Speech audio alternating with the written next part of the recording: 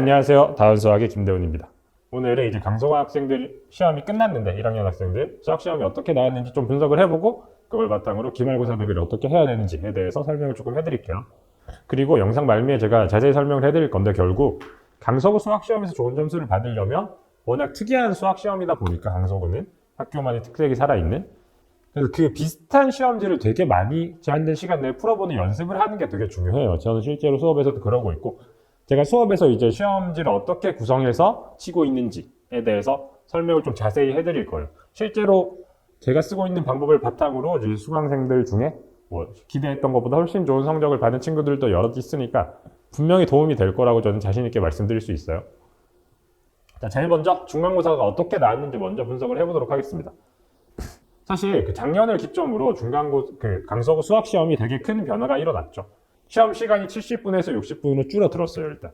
근데 문항수는 그대로 유지가 됐거든요, 이때까지는. 그 말은 문항수는 그대로 돼 시험 시간만 10분 줄어들었다. 전체적인 난이도가 하락을 했다. 라고 볼 수 있고 그 전체적인 난이도가 하락을 한 요인 중에 되게 큰 게 이 두 번째에 있는 건데 그 초중반부하고 중후반부 난이도 차이가 되게 극명하게 갈렸어요. 그러니까 중후반부가 되게 어려워졌냐? 그건 아니고 초중반부가 되게 쉬워졌어요. 사실 뭐 작년 그 전까지의 시험, 재작년까지의 강서구 시험지들을 한번 잘 자세히 보면 사실 초중반부에도 되게 뜬금없이 어려운 문제들을 몇 개 넣어 놓을 때가 있었거든요. 근데 작년을 기점으로는 이제 그런 짓은 하지 않고 1번부터 한 10번 때까지는 되게 쉽게 내고 대신 11번부터 이제 객관식 문제들 21번 정도까지는 조금 어려운 문제들로 꽉꽉 채워놨다라고 이해를 해주시면 좋을 것 같아요. 그러니까 요 세 가지 특징은 작년을 기점으로 바뀐 거였는데 올해도 그대로 유지가 됐어요. 올해도 시험 시간은 그대로 60분이었고 문항수도 객관식 21, 서술형 3문제, 배점도 서술형은 888 그대로 유지가 됐고 서술형이 되게 쉽다는 건 다들 알고 계시죠 이제? 그대로 유지가 됐고 초중반부는 되게 쉬운 문제들로 나왔고 이제 객관식 중후반부 한 13번 정도부터는 그래도 난이도가 꽤 있는 문제들로 이제 빼곡하게 채워놔서 학생들이 아마 시간 관리하기가 그래도 되게 힘들었을 거예요.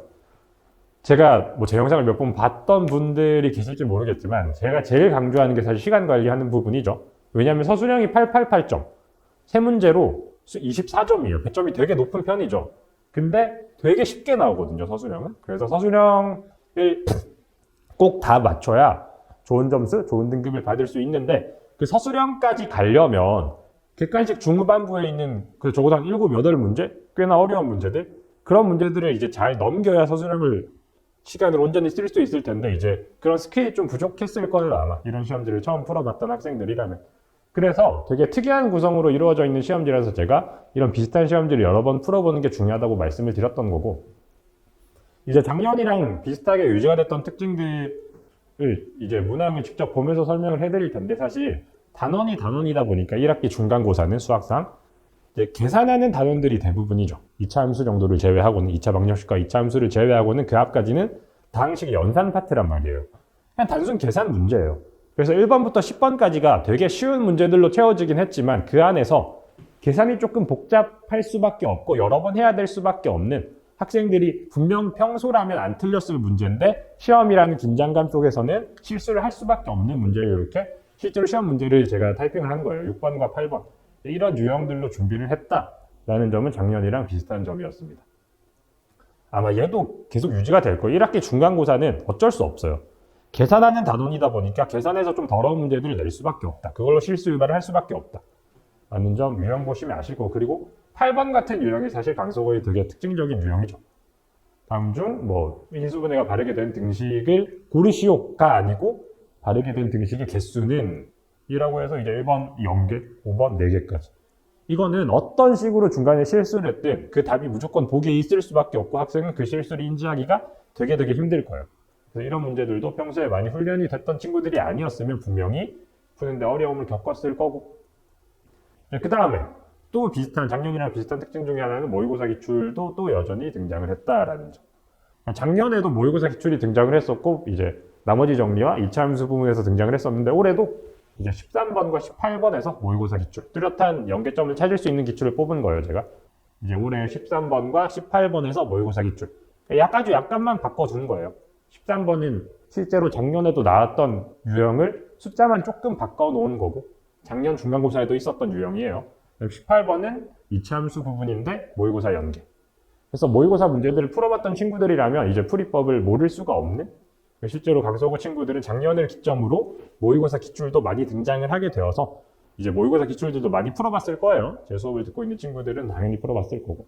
그래서 이런 모의고사 기출도 이제 훈련만 잘 돼 있었으면 충분히 풀 수 있었을 거라고 저는 생각을 합니다. 자, 그래서 조금 총평을 하면서 그럼 작년이랑 어떤 게 달라졌는지가 중요하겠죠? 말씀을 해드릴 건데, 일단 실수 유발하는 계산 문제가 나온 건 작년이랑 동일해요.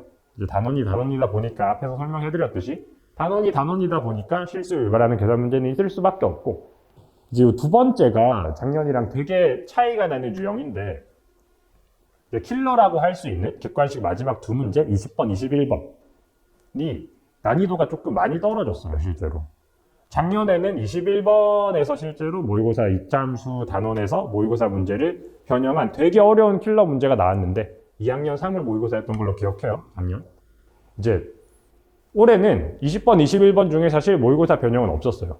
되게 특이하고 독특한 문제들이 나왔었고, 근데 그거를 이제 되게 최상위권 학생들이라면 뭐 충분히 풀어낼 수 있을 만한 난이도로 나와서 뚜렷한 킬러 문제를 찾을 수 없었다라는 게 되게 특징적인 부분이었어요, 올해. 그래서 킬러의 난이도를 조금 낮추되 대신 그 앞에 있는 준킬러 문제라고 볼 수 있죠. 그런 문제들을 난이도를 높였다기보다는 준킬러 문제의 개수를 조금 늘린 것 같아요, 제 생각에. 원래는 20번, 21번 중에 21번 그 한 문제는 모의고사 변형해서 내고 한 문제는 되게 특이하고 독특한 풀이법을 갖고 있어야만 풀 수 있는 문제들을 내는데, 그래서 그 앞까지 19번까지는 충분히 잘하는 친구들이라면 시간 내에 담아줄 수 있거든요. 근데 올해는 20번, 21번에서 난이도를 조금 하락시키되 그 앞에 있는 19번까지 뭐 17, 18, 19번 요 정도 16번까지 해서 16, 17, 18, 19번에서 이제 준킬러 문제들을 이렇게 쭉쭉쭉쭉 넣어두면서 되게 학생들이 멘탈이 나갈 수밖에 없었을 거예요. 16번부터 이렇게 어렵다고 하면서 이제 풀다가 보면 이제 시간이 부족해서 서술형까지는 가지도 못하는 불상사가 발생했을 거라고 저는 생각을 합니다. 그래서 작년이랑 달라진 점이 마지막으로 강조를 한 번 더 해드리면 킬러 문제의 난이도가 하락했고 모의고사 변형에서 킬러가 나오진 않았다라는 겁니다. 그래서 모의고사 변형이 작년에 아까 보여드렸지만 작년 문제랑 비교하면 모의고사 변형 문제들도 난이도가 엄연히 하락한 건 맞아요. 13번이야 뭐 같은 유형이었지만 사실 작년에는 21번이 모의고사 변형이었는데 올해는 18번 준킬러라고 볼 수 있죠. 그렇게 어렵지 않아요. 전체적인 난이도를 작년보다도 더 하락을 하면서 아마 등급 컷이 저는 90점 한 중반? 1등급 컷이 정도라고 예상을 하는데 그 정도로 난이도가 조금 하락을 했다라고 알아주시면 좋을 것 같습니다.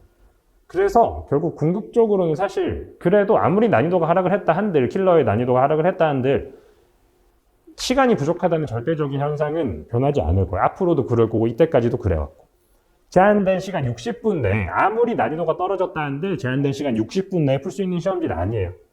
그래서 조금 전략적으로 접근을 해야 되는데 전 실제로 학생들한테 추천하는 방법은 1번부터 10번까지 쉬운 문제들 있죠.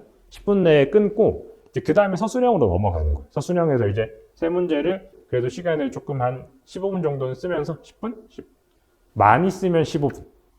10분에서 15분 정도 사이에 끊고 이제 남은 객관식 문제들을 차근차근 처리를 하는 게 아마 대부분의 학생들이 좋은 점수를 노릴 수 있는 좋은 방법이라고 저는 생각을 해서 학생들한테 추천을 하고 있어요. 시간 부족 현상을 해결할 수 있는 제일 좋은 방법. 이때까지가 이제 중간고사에 대한 분석이었어요. 작년이랑 비교해서 어떤 점들이 달라졌고 또 어떤 점들이 비슷했는지. 그럼 이제 이걸 바탕으로 또 작년 기말고사를 보면서 이제 올해 기말고사가 어떻게, 1학기 기말고사가 어떻게 나올지 예상을 나름대로 해볼 건데 일단 전체적인 시험 포맷은 유지가 될 거예요. 여기서 시험 포맷이라는 게 뭐냐면 뭐 당연히 제한된 시간, 그 60분이라는 시간, 그리고 문항수도 안 변할 거고 초중반과 중후반부 난이도가 극명한 것도 당연히 유지가 될 거예요. 그 서술형 3개가 쉽게 나오는 거 당연히 유지가 될 거 그런 것들이 이제 안 변한다고 보시면 되고 중간고사랑 비교해서 조금 달라질 부분이 난이도가 상승한다라는 거. 얘는 작년에도 그랬어요. 작년도 1학기 중간고사랑 1학기 기말고사를 비교해보면 기말고사가 훨씬 어려웠거든요. 올해도 당연히 그럴 수밖에 없죠. 일단 중간고사에서 학생들 성적이 조금 높게 나왔으니까 선생님들이 그걸 보고 난이도 조절을 아무래도 하실 거고 그리고 이제 기말고사에 들어가는 시험 범위 단원이다 보니까 이제 중간고사 때는 다항식의 연산이 주였죠. 그냥 단순 계산 파트. 근데 이제 기말고사에서는 도형의 방정식이 주란 말이에요. 메인이죠. 도형의 방정식은 아무래도 특이한 아이디어나 풀이법을 요구하는 문제들이 되게 많고 모의고사 기출이나 뭐 강서구에서 좋아하는 경찰대, 뭐 사관학교 기출들 중에서도 쓸만한 문제들이 너무 많아서 아마 중간고사보다는 난이도가 훨씬 향상하지 않을까라고 저는 예상을 하고 있습니다. 실제로 작년 기말고사를 보여드리면서 설명을 해드릴 건데 실제로 작년에 나왔던 문제예요. 6번과 11번. 아까 말씀드린 되게 특이한 유형이죠. 강속어만의. 옳은 것의 개수를 묻는 문제. 근데 여기서 좀 자세히 보셔야 될 거는 얘네가 사실 중간고사 범위예요. 강속어는 항상 시험 범위가 누적이거든요. 중간고사 친 범위도 기말고사 범위 안에 들어가긴 해요. 근데 어려운 문제가 중간고사 범위에서 어려운 문제가 기말고사에 나오진 않고 이렇게 실수 유발하는 문제를 꼭 중간고사 범위에서 내더라고요. 실제로 여러 가지 방정식 파트고 이제 중간고사 범위 내는데 거기에서 조금 이렇게 실수를 할 법한 문제를 내기 사실 좋은 단원이거든요. 여러 가지 방정식 부분이, 오메가 부분이. 그래서 거기에서 이렇게 특이하고 독특한 유형, 옳은 것이 개수를 묻는 실수 유발 문제를 내고 있다. 아마 올해도 비슷하게 나올 것 같아요. 그리고 또 보여드리고 싶었던 게 작년 중간고사, 기말고사는 둘 다 객관식 제일 마지막 문제, 킬러 문제가 모의고사 변형해서 출제가 됐었어요. 작년 기말고사 21번 객관식 마지막 문제를 들고 온 건데 작년을 기준으로 5년 전 모의고사 30번 문제, 제일 마지막 문제죠. 그 모의고사에서도 킬러였던 문제를 그냥 되게 숫자만 조금 바꿔서 출제를 했었거든요. 그래서 저는 사실 올해 중간고사 때도 객관식 마지막 킬러는 모의고사 변형해서 내겠다라고 생각을 했었는데 이제 그걸 깨고 중간고사 때는 모의고사 변형을 킬러에 내지 않았죠. 준킬러에 냈죠. 그래서 이제 기말고사 때는 이거를 예상하기가 조금 힘들어요, 사실. 근데 단원이 원의 방정식이거든요, 얘는 킬러 문제가. 사실 중간고사 범위에서 제일 어려운 단원은 2차 함수고 기말고사 범위에서 제일 어려운 단원은 원의 방정식인 게 맞아요. 그래서 중간고사도 킬러 문제가 2차 함수에서 등장을 하겠거니 했지만 사실 여러 가지 방정식 부분에서 나왔고 복소수에서 조금 어려운 준킬러들이 많이 나왔듯이 이제 이번 기말고사 때도 원의 방정식이 아니라 다른 파트에서 좀 킬러나 그런 것들을 내지 않을까라고 잠시 생각을 했지만 그건 아닐 것 같아요. 이번 기말고사 때는 원의 방정식이 메인이에요. 왜냐하면 사실 원의 방정식에서 워낙 어렵고 좋은 문제들이 많거든요. 모의고사 변형이나 뭐 사관학교나 경찰대 기출이나. 그래서 그런 것들을 다시 변형을 해서 아마 준킬러랑 킬러들을 구성하지 않을까라고 저는 예상을 하고 있습니다. 이런 것들을 위주로 학생들 수업 시간에 연습을 시킬 거고요. 그래서 이제 기말고사 대비를 하려면 이제 제일 처음에 설명드렸던 부분이에요. 어떤 식으로 접근을 하고 평소에 어떤 식으로 공부를 해야 하는지에 대해서 설명을 해드릴 건데 결국 실수 관리랑 시간 관리가 제일 핵심이에요. 제일 핵심. 아까 말씀드렸다시피 앞에서 실수를 할 수밖에 없는 유형의 문제를 낸다고 그랬죠. 그런 문제들을 얼마나 실수 없이 빠르게 잘 풀 수 있는지. 그리고 시간 관리. 서술형은 되게 쉽다 그랬는데 객관식을 어느 정도 잘 넘기고 서술형을 다 맞추고 또 객관식 중후반부 준킬러랑 킬러들을 얼마나 잘 풀어내는지. 그러니까 등급을 받는 데 있어서 제일 핵심이 될 거고 이제 그러려면 제일 중요한 게 처음에도 말씀을 드렸지만 비슷한 로이 시험지를 많이 풀어보는 거예요.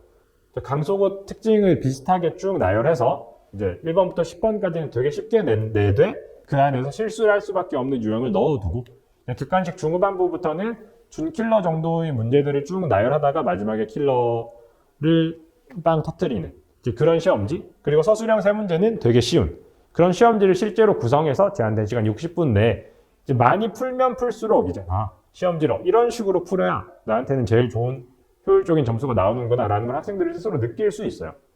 저는 실제로 제 수업에서 항상 수업 시작 전에 시험을 치고 시작을 하거든요. 근데 그 시험도 강속어로 완전 똑같이 구성을 하진 않고 어떻게 접근을 하냐면 저는 킬러 문제 빼고 내요. 그래서 20번, 21번이 킬러 문제라고 그랬죠.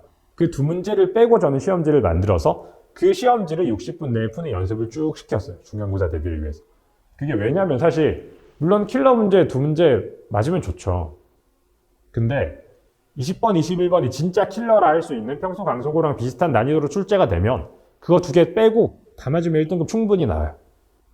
그래서 그 두 문제 빼고 준킬러 문제까지 학생들이 제한된 시간 60분 내에 잘 풀어내는 연습을 저는 맹목적으로 시켰고 이제 그게 이번 중간고사에서 좀 빛을 발했던 게 이번 중간고사에서 뚜렷한 킬러는 없다라고 말씀을 드렸죠. 그래서 이제 아마 학생들이 좋은 점수를 받았던 이유가 준킬러 위주로 연습을 했기 때문에 이제 실제 시험에서 맞닥뜨렸을 때 당황하지 않고 잘 풀어낼 수 있지 않았나라고 예상을 해보고 결국 시험을 많이 치면 칠수록 많이 치는 이유가 마지막 줄 제한된 시간 내에 주어진 문제를 온전히 풀어내는 능력을 개발해야만 시험에서 좋은 점수를 받을 수 있기 때문이에요.